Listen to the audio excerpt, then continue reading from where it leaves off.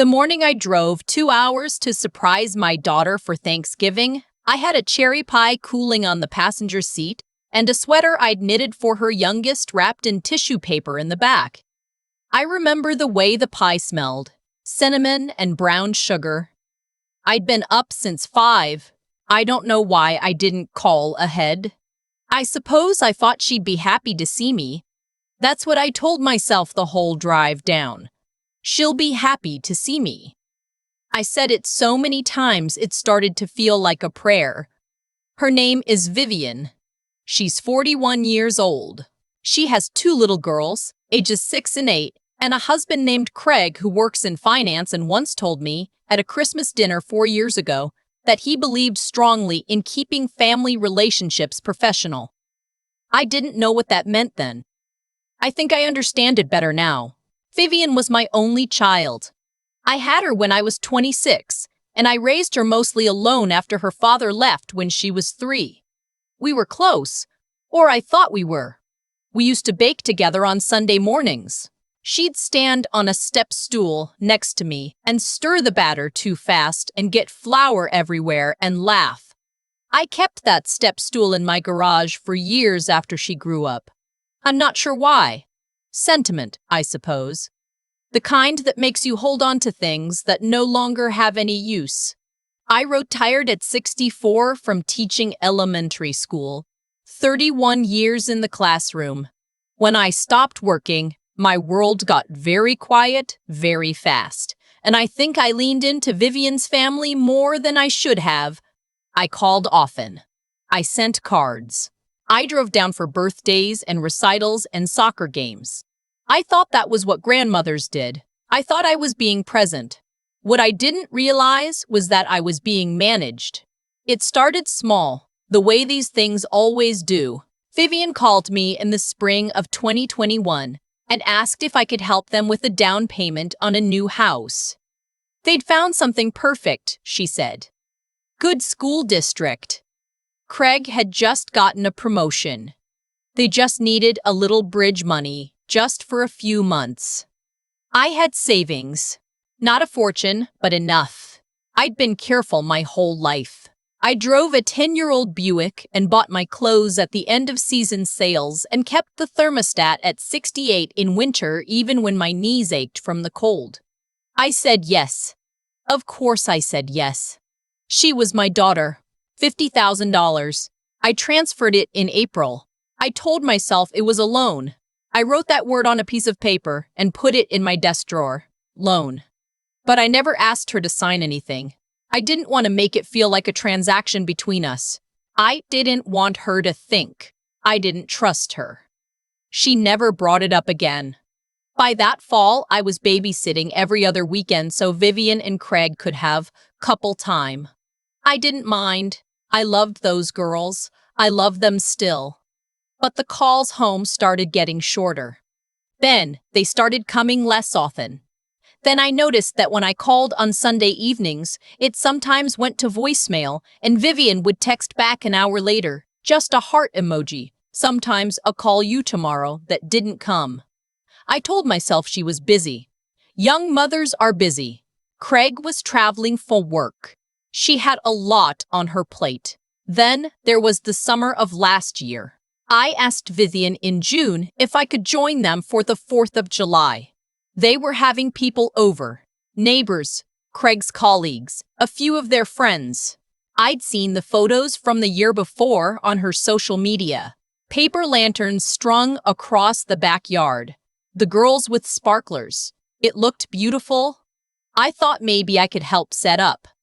Bring a potato salad. Be useful. She said it probably wasn't a good fit. Those were her exact words. Not a good fit. Like I was a job applicant. I said okay. I hung up and sat in my kitchen for a long time with my hands in my lap. I spent that 4th of July watching the neighbors' fireworks from my back porch. I had a glass of iced tea and a book I couldn't focus on, and I kept picking up my phone and putting it down without calling anyone.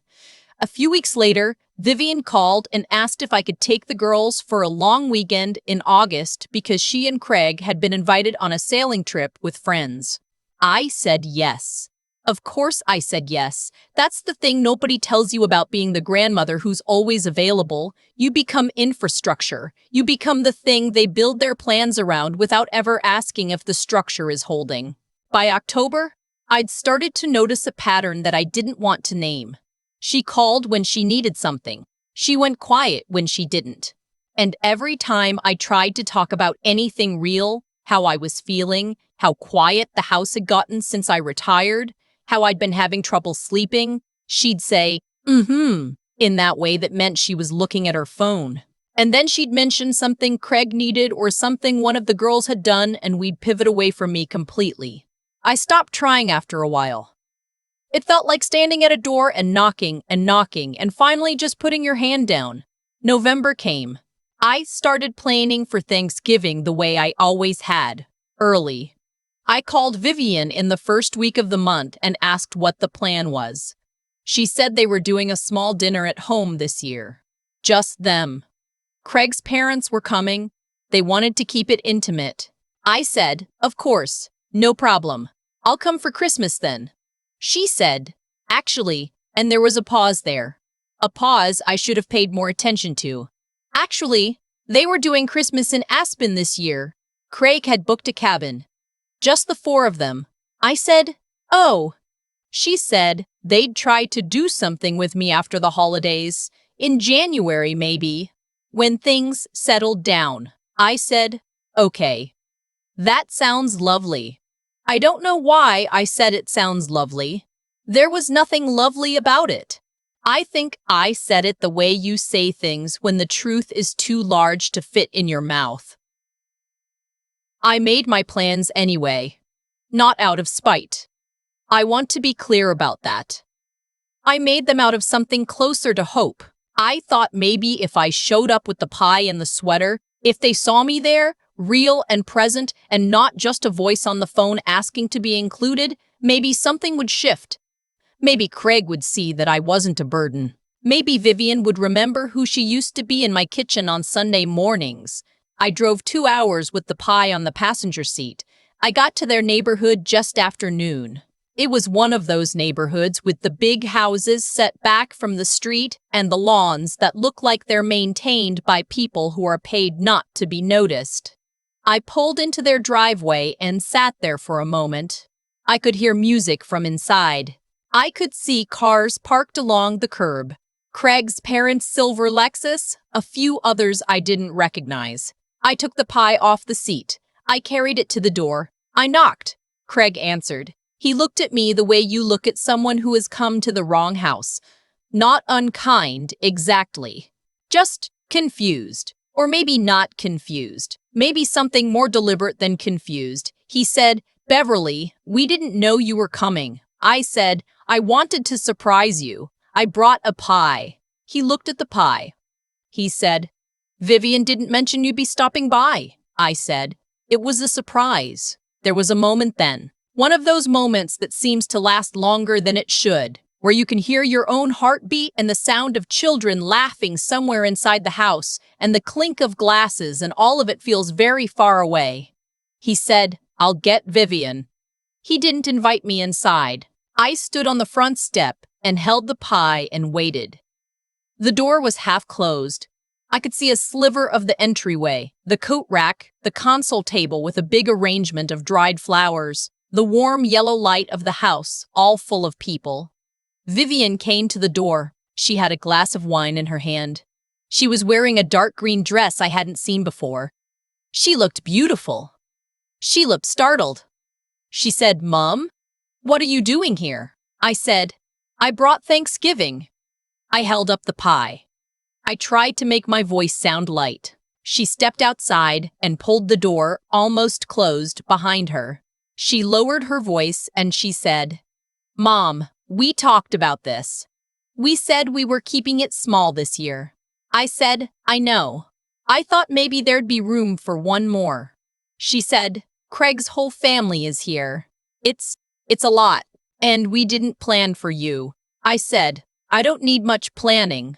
I can sit anywhere. I brought the pie. I knitted a sweater for Lily. She looked at me for a moment, and then she said, And I want to be careful about how I describe her face when she said it, because it wasn't cruel exactly. It was something worse than cruel. It was tired. She said, "Mom, I think it's better if you go." I want to tell you I said something wise then. I want to tell you I had a response that was dignified and clear and made her see what she was doing, but I didn't. I just stood there on the step with the pie in my hands, and I looked at my daughter in her green dress in the doorway of the house I helped her buy, and I said, "Okay." That was all. Okay. I walked back to my car. I put the pie on the passenger seat. I sat there for a minute with both hands on the wheel, and I did not cry, though I wanted to. I watched a squirrel run across the lawn. I looked at the silver Lexus. I looked at the window where I could see the shape of people moving around inside, warm and lit up like something you see through glass in winter. Then I started the car and I drove. I didn't drive home, not right away. I drove to the park about a mile from her neighborhood. The one with the pond where I used to take her to feed the ducks when she was small. I parked there and I ate 2 slices of the pie by myself in the front seat with a plastic fork I had in the glove compartment, and I looked at the ducks on the pond, and I thought about the $50,000. I thought about the weekends I'd given up to babysit. I thought about the 4th of July and the iced tea and the book I couldn't focus on. I thought about Craig's face in the doorway and the word professional and Vivian's voice saying, "I think it's better if you go." I thought about my mother who died when I was 52 and how the last thing she said to me was that she was proud of me. I thought about whether I had built a life that would allow someone to say that to me. I drove home. It was dark by the time I got there. I let myself in and fed the cat and turned on the lamps in the living room, and I sat in my chair, the one by the window, the one that gets the morning light, and I decided I was done being quiet. The next morning, I called my financial advisor. His name is Paul. He's been managing my retirement account for 12 years. And he's the kind of steady, careful person who makes you feel like the ground under your feet is solid. I told him I needed to review my estate planning documents. He said he could get me in that week. I also called my attorney. Her name is Margaret. No, wait, I have to be careful here. I know that name is on a list somewhere. Her name is Claire. Claire has handled my documents since I bought my house. She's a small woman with reading glasses that she's always losing on top of her head, and she has a directness I have always found comforting. I told her I wanted to make changes to my will and I wanted to do it soon. She said, "How soon?" I said, "How's Thursday?" She said Thursday worked. I didn't tell Vivian. I didn't call her to yell or explain or make her feel bad. That's not how I wanted to do it. I've watched too many women my age collapse into conflict with their children. The dramatic phone calls, the ultimatums, the saying things you can't unsay. That's not my way. My way has always been quieter than that. My mother used to say that you don't have to announce a boundary, you just hold it. So I held it. On Thursday, I went to Claire's office in my navy coat with the big buttons, and I sat across from her desk and I told her what I wanted. I removed Vivian as the primary beneficiary of my estate. I added a charitable trust, a fund for elementary school arts programs, because that's what I spent 31 years believing in. I made my neighbor June the executor. June is 70, sharp as a tack, and has exactly 0 patience for drama. She is perfect for the job. I also updated the paperwork on my investment account, and I called the bank about the joint savings account that Vivian and I had set up years ago, back when I'd added her to it, just in case something happened to me. I removed her name. The woman on the phone was professional and kind and walked me through it without making me feel strange about it, which I appreciated. Then I went home and baked a new pie. Just for myself. I used a different recipe this time. One without the brown sugar, a little more tart. I am, and made you beg to play, and made you beg to play. In the mornings, and I thought it was the best pie I'd made in years. Vivian called 11 days after Thanksgiving. Her voice had that careful, deliberate quality it sometimes gets when she's working up to something. She asked how I was. I said I was well. She asked how the holiday was. I said quiet but nice.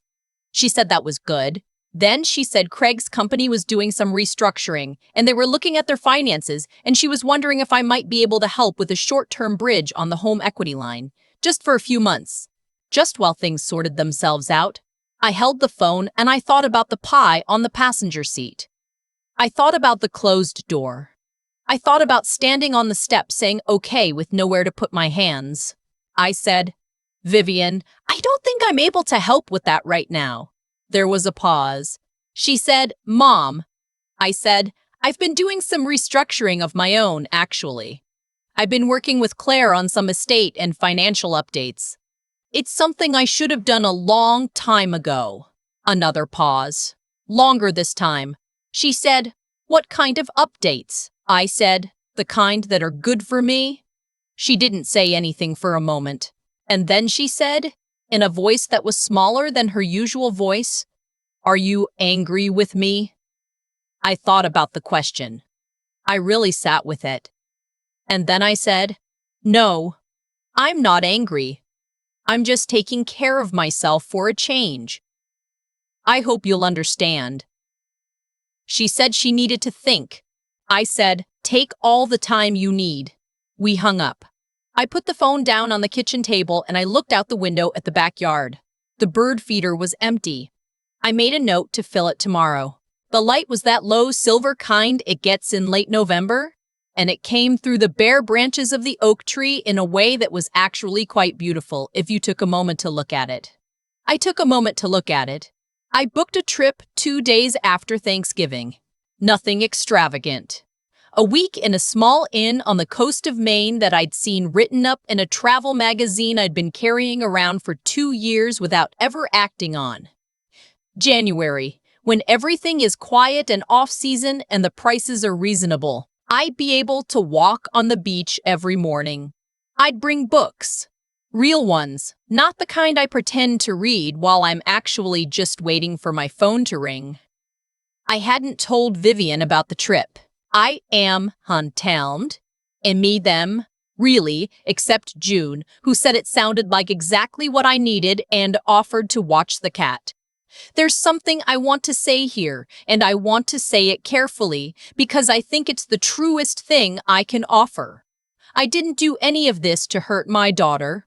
I want to be clear about that. I did it because I finally understood that loving someone does not mean making yourself smaller until there's nothing left of you to love.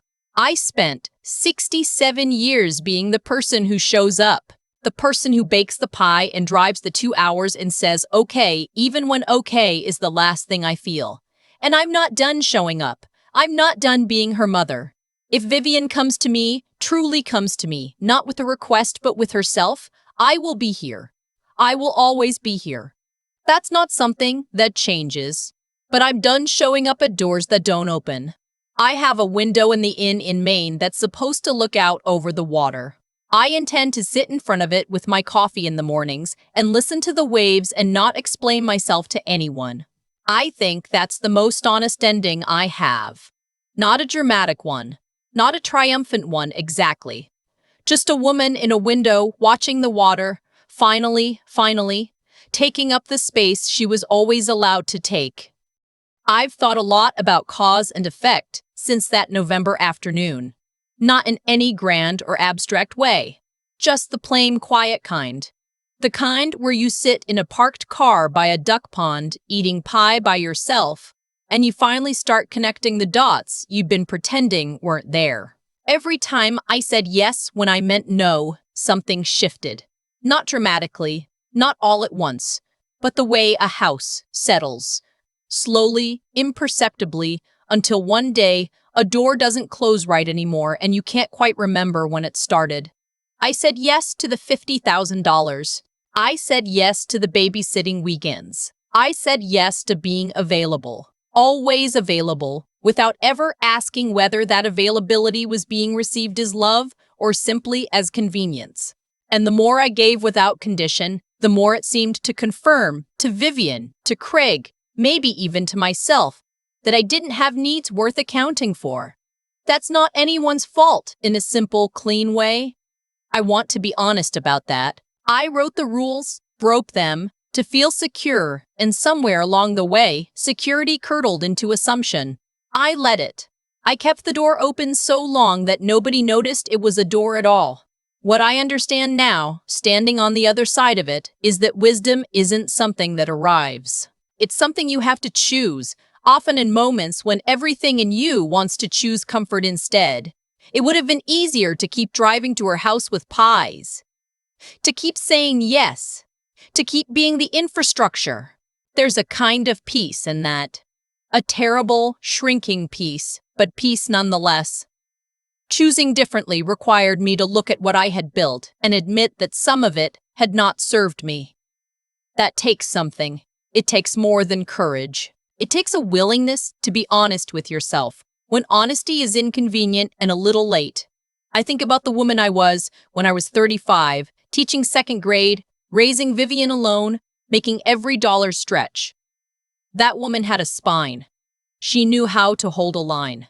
Somewhere in the years of trying to be needed, I had confused being needed with being loved, and that confusion cost me more than $50,000. What I want, if anyone watching this has found themselves standing at a door that doesn't open, what I want is for you to understand that pulling back is not the same as giving up.